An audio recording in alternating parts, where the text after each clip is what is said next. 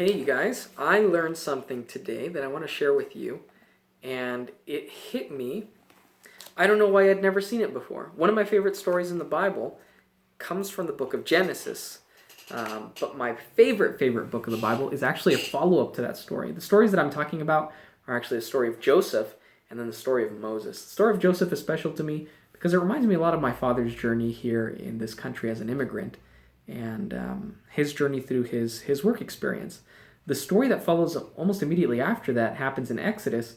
It's the story of Moses as an immigrant, not so much as an immigrant, but as somebody that gets assimilated into the Egyptian culture, dealing with this duality of a culture that he has, being both Hebrew, but also being raised in a completely completely Egyptian culture. I relate to that a lot personally. I'll talk about that more some other time, but I really wanted to share this.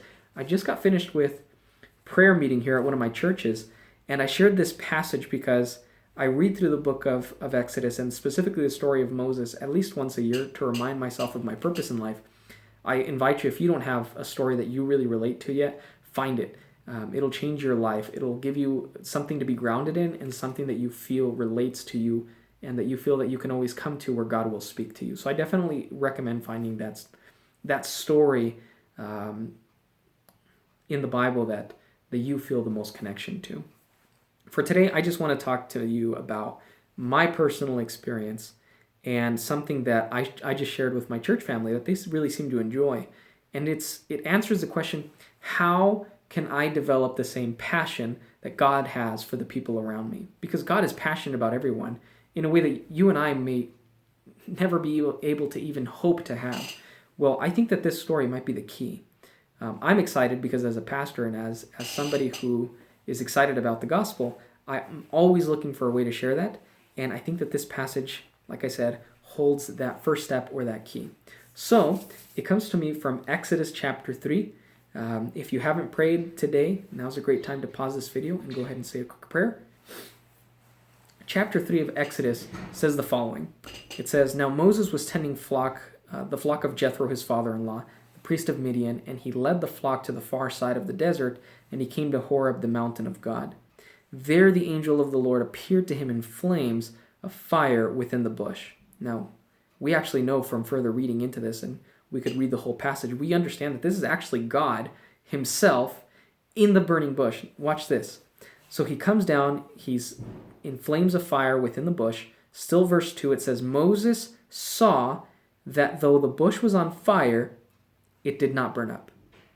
This is wonderful because first Moses sees. So Moses thought, "I will go over and see the strange sight, why the bush does not burn up." And when the Lord saw that he had gone over to look, God called him from within the bush. And that's when God said, "Moses, Moses." And Moses said, "Here I am." I think it's wonderful, and I wish for all of us always to remember, before we can be called by God, it seems that the Bible shows this, and I'm going to look into other callings that people have. The other one that comes to mind is Isaiah chapter 6. Before Isaiah got called, he had seen the glory of God. Before Moses is called, he sees something that God is doing, and he approaches him. It's really interesting that Exodus chapter 3 says that when God saw that Moses went to go look, when he saw that Moses was interested in what God was doing, that's when God called him. In other words, I believe that what the Bible is showing me, and I think it could be showing you as well, is sometimes we lack passion for the things that God is passionate about because we haven't seen what he's doing. How can we be passionate about something that we haven't even seen him do? I don't think that God is calling us to have blind faith, and I think this is an excellent example of how he's calling us to see for ourselves empirically, look, I am doing something in your community. I'm doing something in your life, and I'm calling you to be excited about what I'm excited about. When God sees that we look and we see that, when we are interested in what he's doing, then he calls us. Then he gives us a purpose that's bigger than ourselves, a purpose for our lives. The encouragement that I gave to my church family today, literally just a few minutes ago, because I'm recording this on a Wednesday. You'll probably see this on a Friday evening. But whenever you see it, I encourage you to do the same thing I encouraged my church family. We got together. We divided according to geographic location. So we have some people that live in a smaller town a few minutes away from here, and those of us who live in the main town, we divided based on communities, and we prayed that God would show us where he's at work. Because I believe that the Bible is very clear. God is at work all around us, but we just don't see it until we ask, until we open our eyes and we try to see with the side of faith that Paul talks about. So I encourage you, if you're lacking purpose, if you feel you've reached kind of this stagnant point in your spiritual walk, ask to see what God's up to. I believe that just like in the story of Moses, just like in other stories of different prophets or even regular people, when we go over to see what God is doing and we witness just what he's up to, we'll be interested. And when God sees our interest, he'll call us to do something. Definitely going to look more into it. I don't want to just be saying something that might not be true in all circumstances, but I definitely see that in that story. One of my favorite stories is the story of Moses in Exodus chapter 3. I hope that's been a blessing to you.